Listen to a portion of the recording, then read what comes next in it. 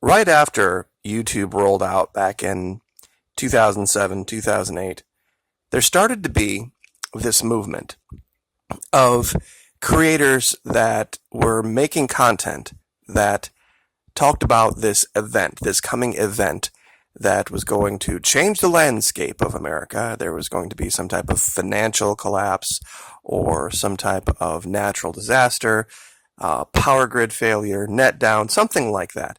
And of course, they've called it SHTF, shit hits the fan, or the end of the world as we know it, all this kind of stuff. And then based on that story, they created a whole bunch of solutions.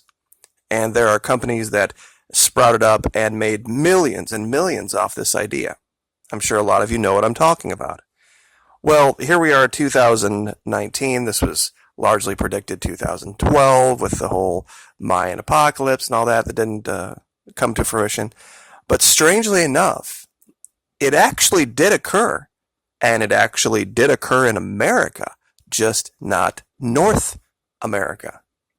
It occurred in South America, in Venezuela. Literally every paradigm that was described has happened in Venezuela. And in today's video, I'm going to try to share some of that with you and show you how a free people actually react and why our government is insanely angry about that.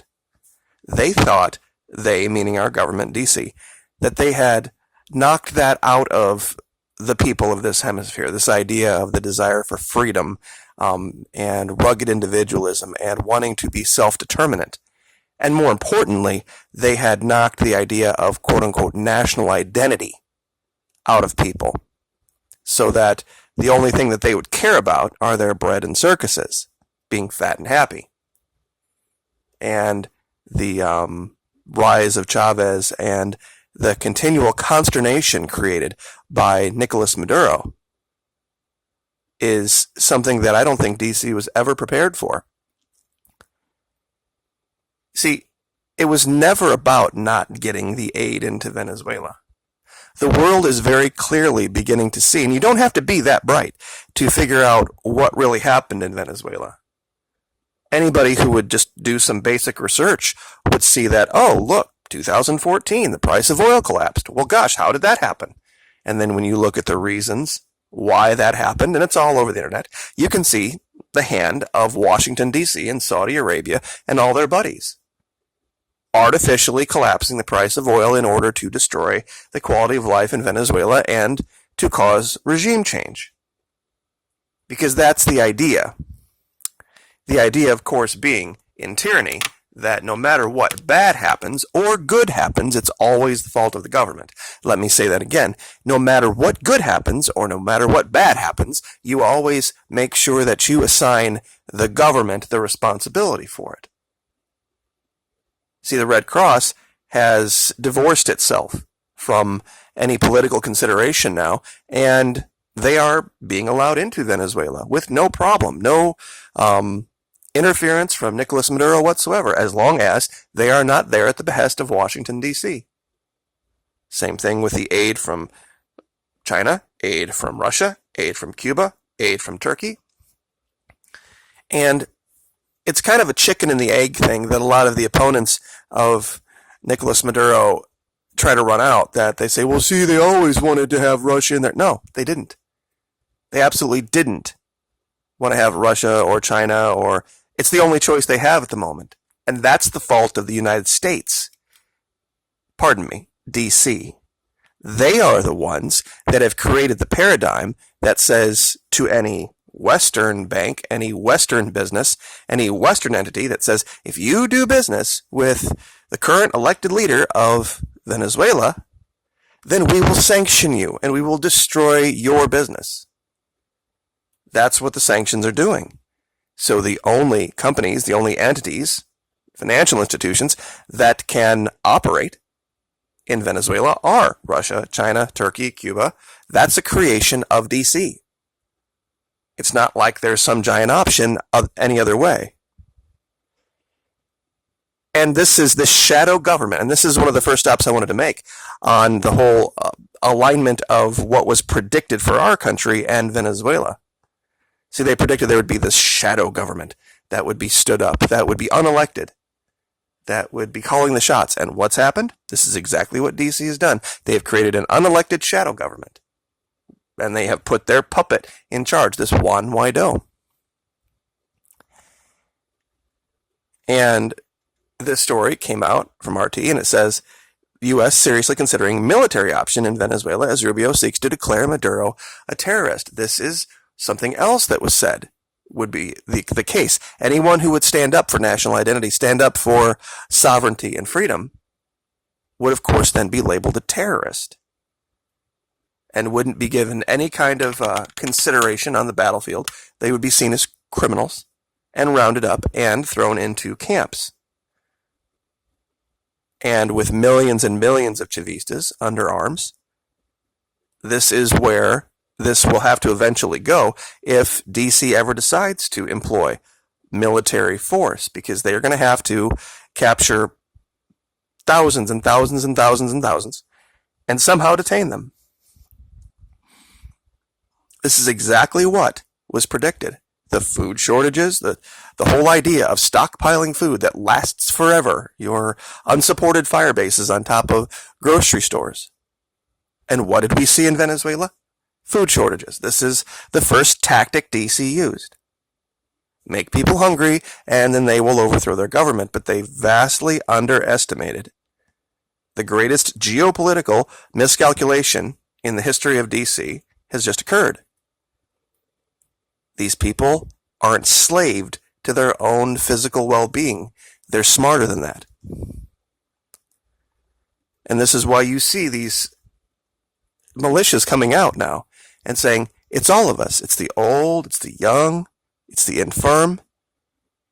We come from all walks of life, but the one thing we all have in common, we may not all agree on the direction for our country, but we do all agree that it is ours to determine, not Washington, D.C.'s.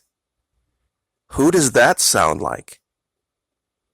Doesn't that exactly sound like the people that founded our country hundreds of years ago, North America?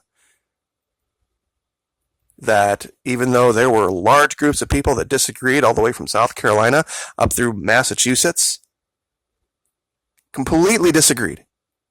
But they did all agree that the crown of England could no longer be in control.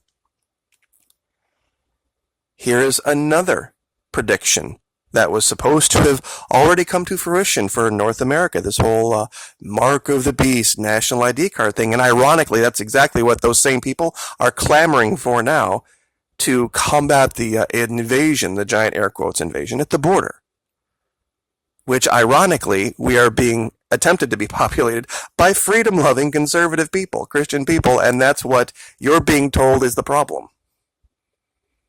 Because Latin Americans are, by definition and in far greater numbers, much more Christian than North Americans. And I don't care what metric you want to use to measure that. How they conduct their lives is much more in line with how we used to conduct our lives in this country in the 50s and 60s. Not that everything was perfect then, but the conservative social dynamic that led to hard work being its own reward, to there being a self-observed Sabbath day, honoring God in the things that you do, honoring God in the things that you let come out of your mouth. And especially with the entertainment media, the things that are allowed to now go out over the internet and over broadcast, the airwaves, all that stuff we call entertainment now, compared to even the 60s or even the early 70s, would have never flown. And that's the case down there. You see, they call it censorship now, and they call it evil and terrible and horrible, because that's what just happened to German TV, German Spanish TV in Venezuela. They just got shut off because of the garbage and the filth. And imagine a leader that when things got rough, things got starting to be untenable, to call for more people under arms, call for more people to stand up as the militia, to expand it. Instead, what do we see in this country? What do we see? More and more and more and more. What do they want to do? They want to take away your ability to be self-determinate. And I'm going to leave with something controversial here, but I want you to think about it before you react to it. Last time we had an election in this country, there were 4 choices. We had the R, we had the D, but then we also had the Libertarians and we had the Green Party. Now, I know a lot of people think that the Green Party is just an arm of the Democratic Party and that the Libertarian Party is just the sad sack little brother of the Republican Party. But if you have a party that has written into its ideals, speaking of the Libertarians here, that less government is better government.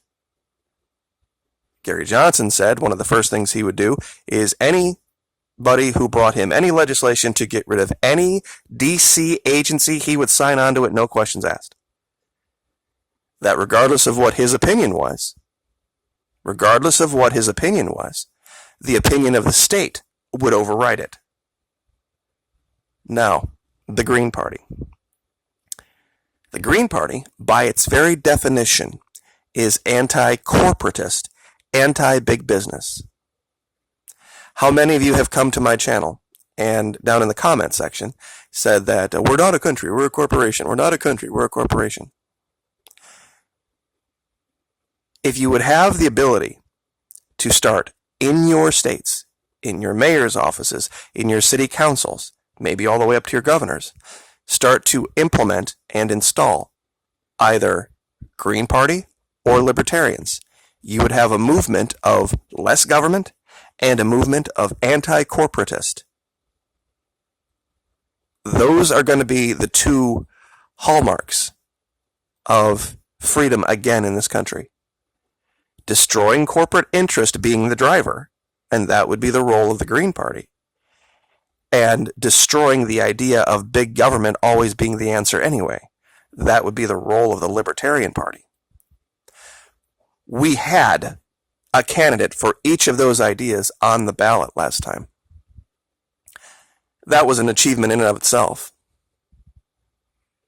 I still believe that there are no, as it stands right now, solutions in DC, and that the fixes are going to have to come locally.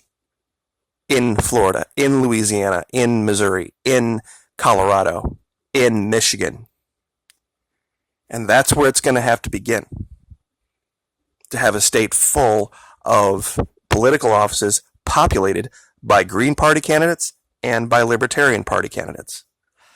Only when that happens will we see a real push for states' rights de facto, not de jure. Meaning they won't care what DC says one way or the other. They won't care what big business wants one way or the other.